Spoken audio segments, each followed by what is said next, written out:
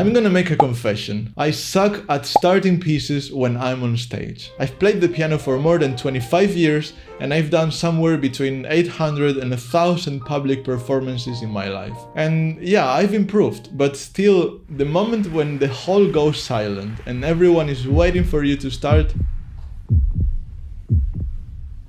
that's still the worst. If you're also a pianist and you struggle with the same, trust me, you're not alone. In fact, there's a famous composer who was probably one of the best pianists in history who also struggled with this particular kind of stage fright. He hated starting out concerts. Let me show you the beginnings of his most famous piano pieces and you'll understand it in a second.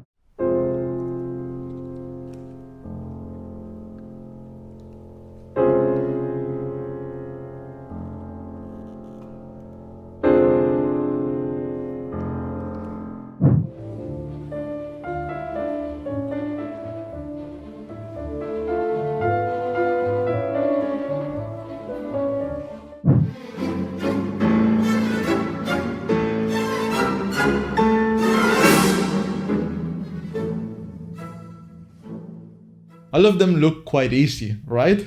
Well, Rachmaninoff suffered stage fright during his whole life. He hated starting concerts too. And because he made a living of performing his own pieces, he wrote easy beginnings for them. He was helping himself break the ice, so he wouldn't have to struggle as much. And on the contrary to Rachmaninoff, there were some composers who probably didn't struggle with that kind of stage fright, or others who just weren't concert pianists and wrote their pieces for someone else to play them. Today we'll see a few of these pieces, and by the end I'll tell you a very embarrassing story that happened to me once when I performed one of these pieces with awkward beginnings. Anyway, let's get into it. The first one of these pieces that I'm bringing you today is famous for having a very difficult coda, but you probably didn't know that the opening bars are even harder to play well.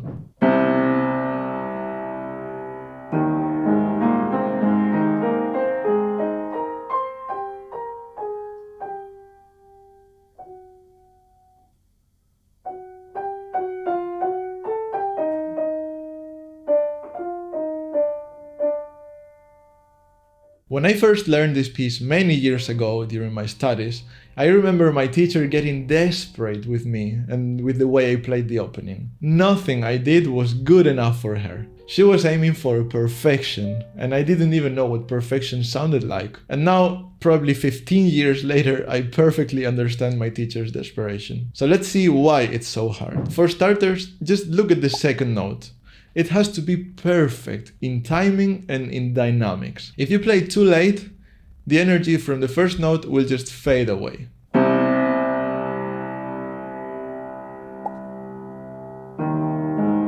Play it too early and it'll sound rushed. Play it too loud and it will sound like an ugly accent.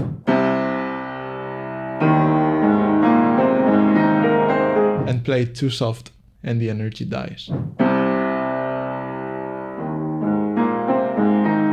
And it's like that for every single note. This whole line has to feel like a continuous decrescendo from the first note until the last F sharp. If you don't have perfect control over your fingers and you play any note louder than the previous one, you'll break the line and destroy the atmosphere. And the same happens if you play any note without perfect coincidence between the left and the right hand. Both hands have to be in perfect synchrony, like a single voice singing, like two wheels on a bike. If that synchrony is broken, even on a single note, the magic is gone.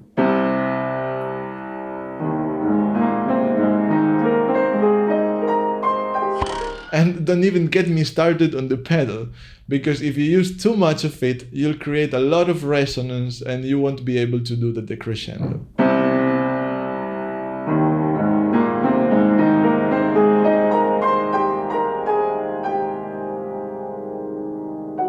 If you change it too often or you play with too little pedal, it will sound dry and probably choppy.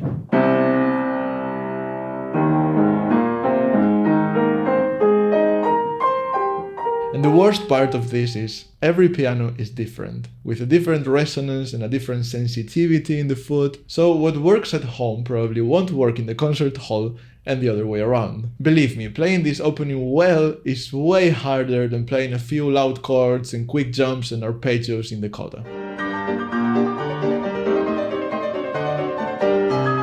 Practicing technique like jumps and arpeggios and all that stuff is the easiest part of playing the piano. But refining our ears, listening to what we're playing and actually turning a few written notes into music, that's the hardest part. And speaking of loud chords and quick jumps, this is the opening of Beethoven's last piano sonata, number 32, which I personally think is the greatest piano sonata ever written. And he wrote it when he was already deaf, by the way.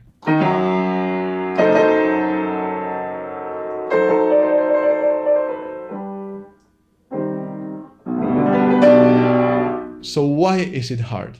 Let's have a look. We start with a very difficult jump on the left hand. You have to play it very loud, very quick, and basically naked, because there are no other notes being played at the same time. And you may be wondering, why can't we play the first octave with the right hand? Well, actually, technically, you can. But if I see you doing that, I'll call you a coward. For two reasons. First, if you play it with the left hand alone, the visual impact on your audience will be much higher. So if you don't do it, you're depriving your audience of that visual impact. And besides that, the second reason, there's a significant risk in that hard jump. It's easy to mess it up.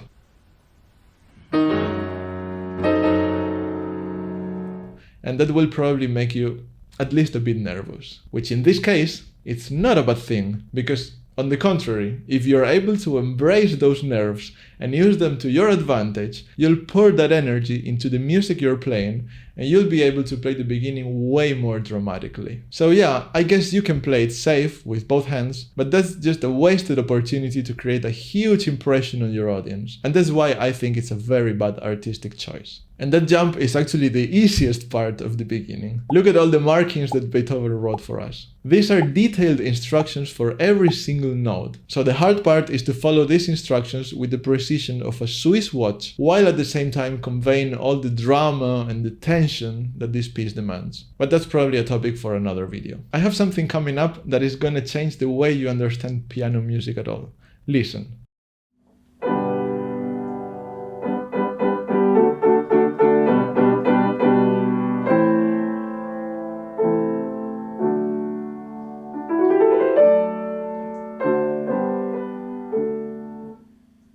A totally different Beethoven. It looks easy, right? But it's actually one of the hardest openings ever written by Beethoven. Let's discover why, step by step.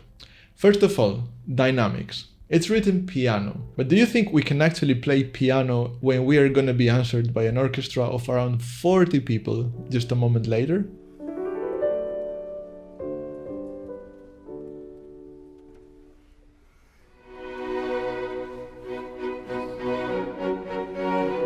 It's a very thin line to walk. If you play it too soft, the orchestra's entrance will be overwhelming. And if you play it too loud, you just won't be able to create the atmosphere. So the margin for error is very small. And the hardest part is that within that soft sound, the voicing and the articulation has to be absolutely flawless. For starters, the top note must always be one level above the rest, so that it feels like a melody instead of just chords played one after another.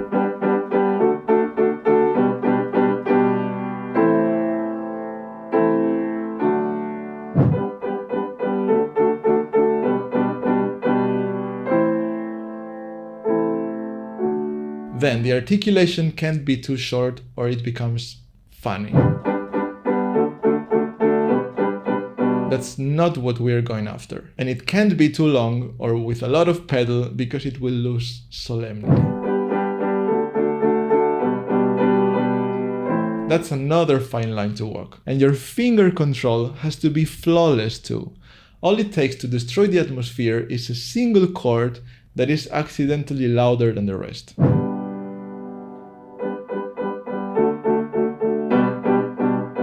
Everything has to be under total control under your fingers. And you may be wondering, then why do I say that Rachmaninoff 2 has an easy beginning when it's also chords? Then we have to play them with perfect voicing and balance them against the entrance of the orchestra? Well, not really. Look, first of all, there's no melody on the top voice, it's just the same note every time. And dynamics wise, we just have to play each chord a bit louder than the previous one and arrive at the arpeggios playing very loudly. There's no fine line to walk because the way it's written, it doesn't matter how loud you play, your sound will be drowned by the orchestra anyway.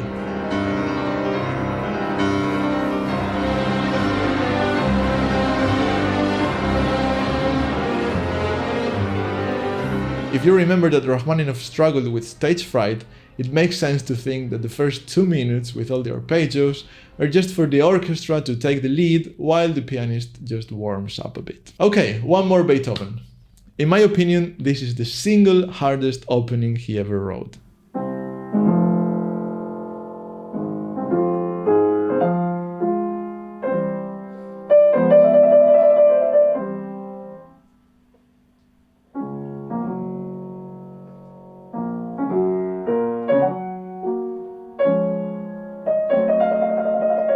This is another piece with a beginning that drove my teacher crazy back in the day. I'm sure you've noticed some similarities already. For starters, we have again the 2 wheels of a bicycle kind of melody we already saw in the ballad.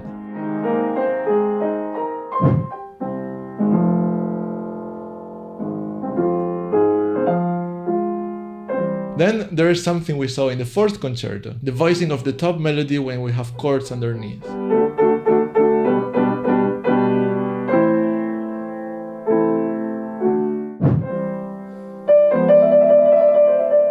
But this time we have an extra layer of difficulty that we already saw in the 32nd sonata, the rhythm. The rhythm here needs surgical precision. If you don't play exactly what is written, which makes the short note very short by the way,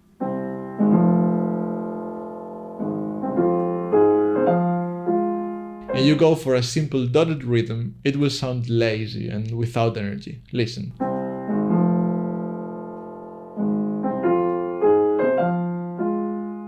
And of course, if you play the short notes too short, it will sound like ornaments, like grace notes.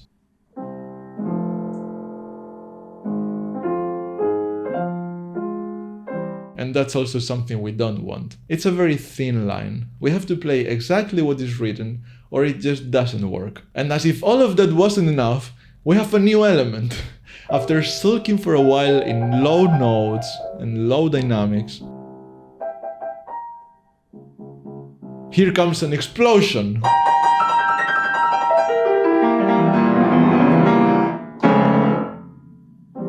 You can probably imagine that this arpeggio is hard, because it's very quick and it's very loud. But what you probably don't know is that it's also extremely uncomfortable to play. Why? Because the hand is mostly wide open when you play it.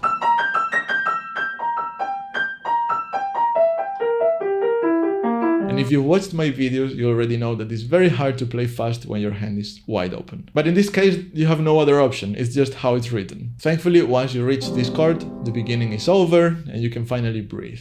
The rest of the sonata is much easier. Nah, I was just kidding. Let's move on to the next piece. I don't think I need to say much about this one, but just look at the score.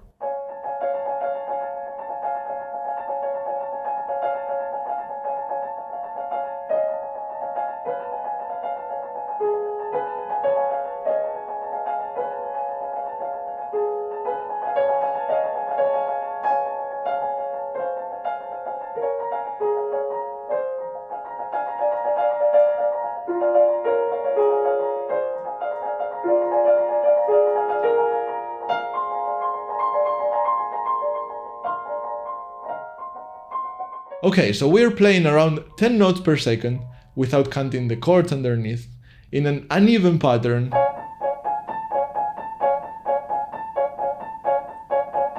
without 4th and our 5th fingers playing at full speed.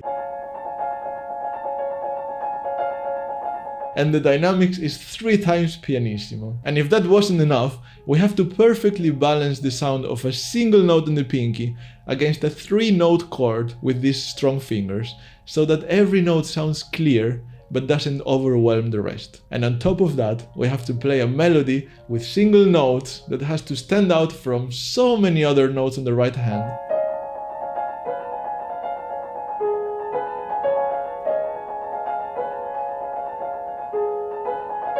but it still has to be pianissimo. Just imagine the level of fine finger control we need to play this thing and make it sound beautiful. And you know the best part? This is by far the easiest section of the piece. But that's yet another topic for another video, another day. Okay, it's time to introduce the hardest beginning I've ever played. Even harder than this last one. I've promised you an embarrassing personal story, so here it goes.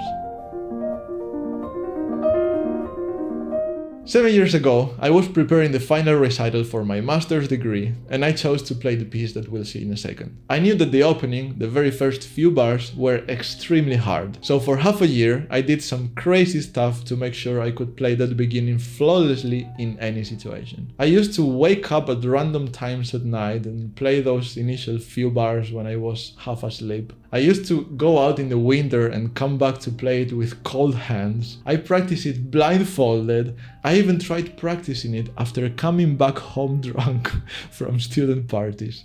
I did all of that crazy stuff for half a year, and I thought I had it under control because I was able to pull it off pretty much under any circumstances. But the day of the concert arrives, and I'm sure you can guess what happens next. I start playing and I mess up so badly that I need to stop and start again. And if that wasn't embarrassing enough, the second time was even worse. So I started for the third time, messed up again, and just improvised some crap until I got past the first section. All my teachers, all my friends, my family came to that concert, and I felt like I let everyone down that day. And it took me a long time to recover from that emotionally. But luckily for us, there's something we can learn about this. Looking back, I know why it happened. But before I tell you, I need to show you the piece first, to give you the whole picture.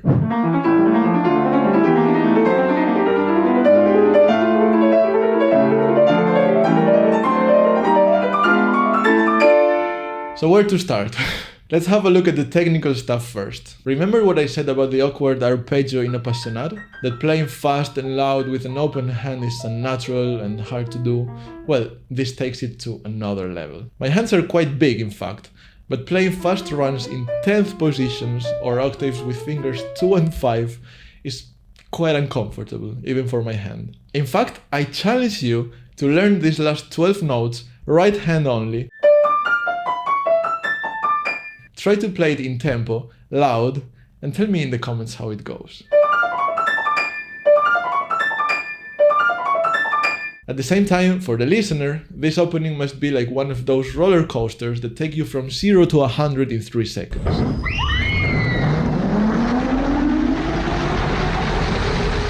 And the only element that can create that forward motion is the triplets on the right hand.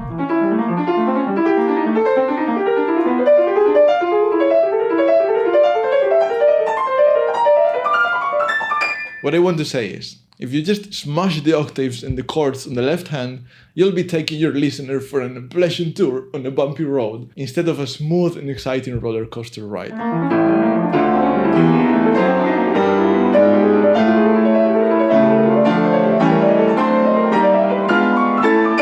So a perfect balance between the two hands is vital. And that's not even the hardest part. So we have to play very loud, with a lot of energy, with an open hand, from the very first note to the last one. You have to take risks to create an impactful first impression. But the hardest thing is actually to do that while keeping your emotions under control. We have to pour a lot of emotion into the beginning, that's true, but not all of it. And that ability to control our feelings goes beyond technique, beyond musicality, or anything that can be learned from a teacher or practiced at home. That's something we have to feel. And this is the teaching moment. This is why I messed up my performance that day. Cold-blooded energy management is exactly what I was missing. I remember jumping on a stage like a shark smelling blood. I poured so much energy into the first notes that my fingers just couldn't keep up. And I had practiced under every single adversity I could think of. But I forgot about the hardest of all.